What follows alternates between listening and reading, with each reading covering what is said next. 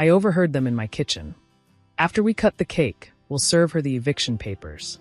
My husband and his sister high-fived. They had no idea that their joint business account had been empty for weeks, courtesy of me. I had just stepped into my own kitchen to get more champagne when I heard them. My husband Derek and his sister Paula, huddled by the refrigerator, speaking in hushed tones that carried perfectly to where I stood frozen in the doorway. After we cut the cake, we'll serve her the eviction papers, Derek said, barely suppressing his excitement. She'll be so shocked in front of everyone, she won't even know how to react. Paula giggled, and they high-fived like teenagers planning a prank. God, I can't wait to see her face. 35 years old and homeless on her birthday. It's perfect. The best part is, she has no idea I transferred the condo to my name last month, Derek added. That power of attorney she signed when she had surgery? Best thing that ever happened to us. My name is Cassandra Williams, and I was apparently about to have the worst birthday of my life. Or so they thought. I stepped back into the hallway, my mind racing. 30 friends and family members were in my living room. Our living room, waiting to celebrate my birthday. And my husband of 8 years was planning to humiliate me in front of all of them. But here's what Derek didn't know. I'd been planning too. 3 months ago, I discovered Derek's affair with his business partner, Monica. The cliché stung almost as much as the betrayal. Late-night client meetings, weekend conferences, charges at hotels when he was supposedly at his brother's house. The works. I'd also discovered something else. Derek and Paula's joint business account, the one they used for their consulting firm, had my name on it too. A technicality from when I'd helped them incorporate 5 years ago. They'd never removed me, probably forgot I was even on there. For 3 months, I'd been slowly, carefully, legally transferring money out of that account. Nothing dramatic, just enough to look like business expenses. Consulting fees, marketing costs, professional development, all perfectly legitimate-looking transfers to companies I'd set up. Companies that existed only to funnel money back to accounts Derek didn't know about. As of last week, their business account had exactly $3.42 in it. They just didn't know it yet. I plastered on a smile and walked back into the party, champagne in hand. Who wants a refill? I called out cheerfully. Derek appeared at my side, sliding his arm around my waist with practiced affection. Happy birthday, babe, he said loudly, for everyone's benefit. I've got a special surprise for you later. I can't wait, I replied, kissing his cheek. He tasted like lies and cheap cologne. The party continued. I laughed at jokes, hugged relatives, opened presents. All while counting down to my supposed humiliation. Paula kept checking her watch, practically vibrating with anticipation. Finally, someone brought out the cake, 3 tiers covered in fondant roses. Make a wish, everyone shouted. I closed my eyes, pretending to think. My wish was simple. Let them be as surprised as they thought I'd be. I blew out the candles. Everyone clapped. Derek clinked his glass with a spoon. Before we cut the cake, he announced, I have something important to share. Here it comes, I thought. I arranged my face into expectant curiosity. Paula handed him an envelope with barely concealed glee. Derek's hands actually trembled with excitement as he pulled out the papers. Cassandra, he said, his voice taking on a formal tone. This is an eviction notice. You have 30 days to vacate the premises. The room went silent. Forks stopped midway to mouths. My Aunt Helen audibly gasped. I took the papers, reading them slowly. I don't understand, I said, letting my voice quaver. Derek, what is this? It's over, Cass, he said, confidence building. I want a divorce. And since the condo is in my name, you need to leave. But this is my home, I whispered. Not anymore, Paula chimed in, unable to resist. Derek transferred it to himself last month.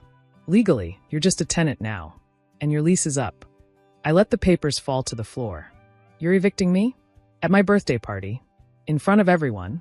Derek shrugged, already tasting victory. I thought it was appropriate.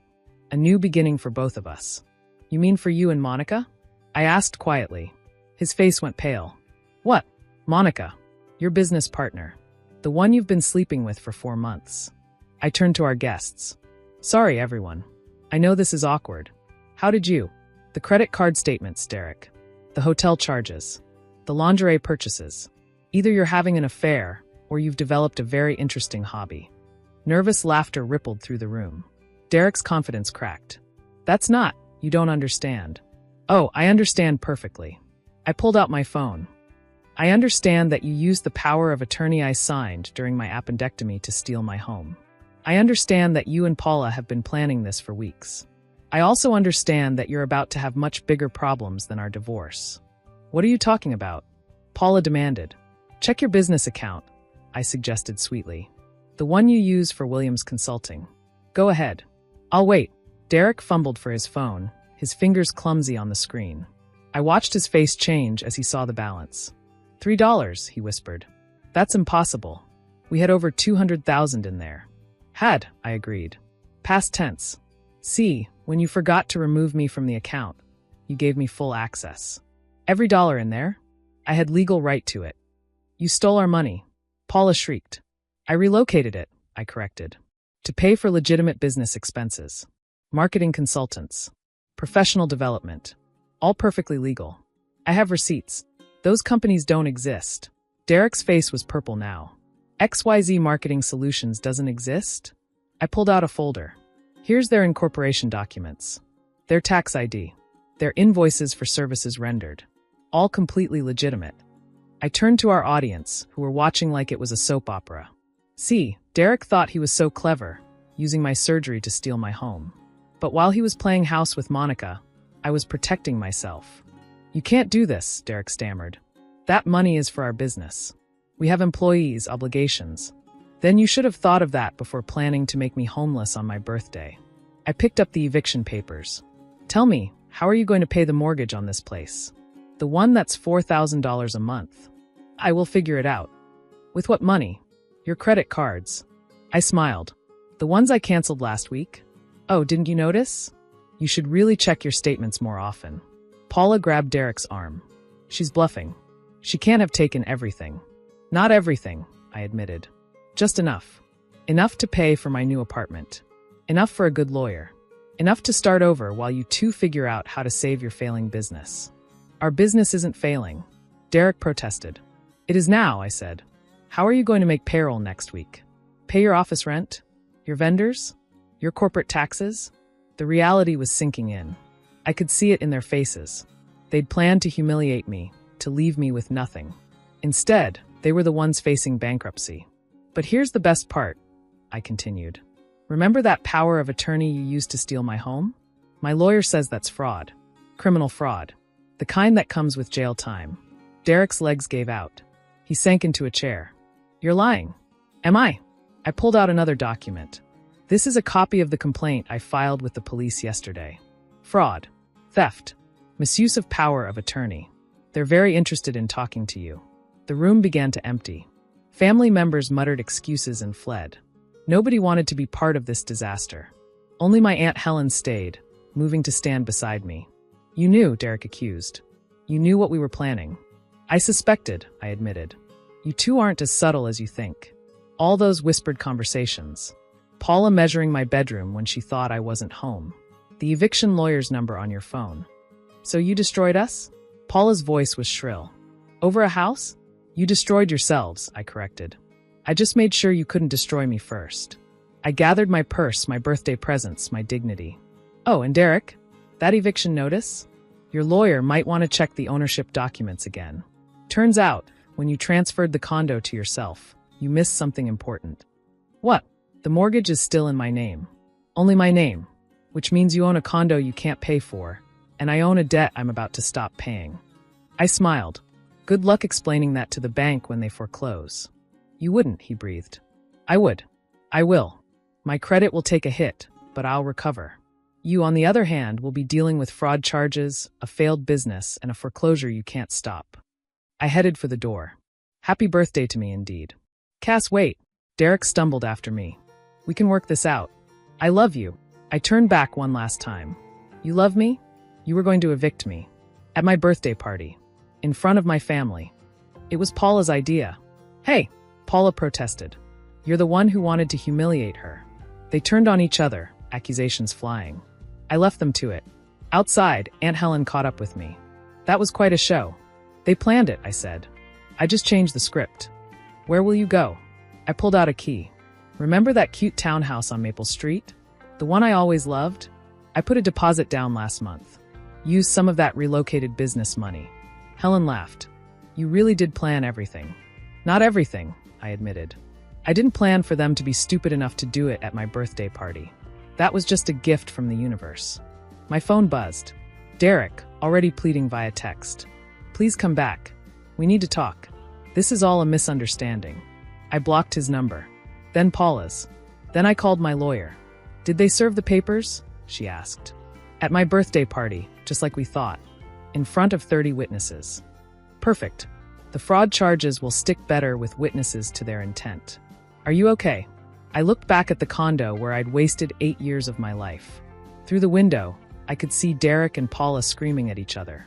My birthday cake sat forgotten on the table. I'm better than okay, I said. I'm free. The aftermath was swift and brutal. Derek tried to pay the mortgage, but without access to funds, he missed the first payment within a month. The business collapsed when employees quit after missing paychecks. Paula had to sell her car to cover basic expenses. Monica dumped Derek the moment she realized he was broke. Turns out, she was only interested in successful men, not unemployed ones facing fraud charges. The criminal case moved forward. Derek's lawyer argued entrapment, but the prosecutor pointed out that I hadn't made them steal my home. I'd simply protected myself when they tried. Your client used a medical power of attorney to commit fraud, the judge said at the preliminary hearing. The defendant had every right to protect her assets. Derek got 2 years probation and had to pay restitution. Not that he had any money to pay with. The condo went into foreclosure. The business bankruptcy was finalized. Paula had to move back in with their parents at age 40. I rebuilt. My credit took a hit from the foreclosure, but my lawyer had been right. Walking away from the mortgage was better than fighting for a home tainted by betrayal. My new townhouse was smaller but mine. My job welcomed me back full-time. I was surviving. 6 months later, I ran into Derek at a grocery store. He was buying ramen noodles and generic beer. His designer clothes had been replaced by ill-fitting jeans and a stained t-shirt. Cass, he said, his voice hollow. You look good. Thanks. You look employed. He laughed bitterly. Barely. I'm working at a call center. Paula's waitressing. We share a one-bedroom apartment. I'm sorry, I said and meant it. I'd wanted justice, not complete destruction. Are you? He looked at me with genuine curiosity. You took everything. No, Derek. You tried to take everything. I just got there first. I pushed my cart past him. Take care of yourself. Cass, he called after me. Do you ever think about what could have been? If you hadn't tried to evict me at my birthday party? I finished. No, Derek. I don't think about it at all. That was a lie. I did think about it sometimes. Not with regret, but with relief. If they hadn't pushed so hard, if they hadn't been so cruel, I might have stayed in that marriage forever. Accepting the neglect. Ignoring the affairs. Pretending everything was fine. Their cruelty had freed me. Their greed had revealed their true selves. And their stupidity had given me the evidence I needed to protect myself. They'd planned my humiliation like it was a party game. Instead, they'd planned their own bankruptcy. And unlike my birthday cake, which went uneaten that night, justice was served in full. Every candle I'd blown out came true. Just not the way anyone expected. Now, a year later, I celebrate my birthday quietly. No big parties. No surprises. Just me, some close friends, and the knowledge that I survived the worst birthday gift anyone could give, and turned it into the best thing that ever happened to me. Derek and Paula thought they were so clever, planning my eviction at my own party. But while they were planning my homelessness, I was planning their bankruptcy. Turns out, I was the better planner. And that $3.42 I left in their account, that was my birthday gift to them. Just enough to buy a card that says, "Surprise! You played yourself." Though something tells me they couldn't afford the stamp. Thanks for watching. See you again in the next video. Stay stunned.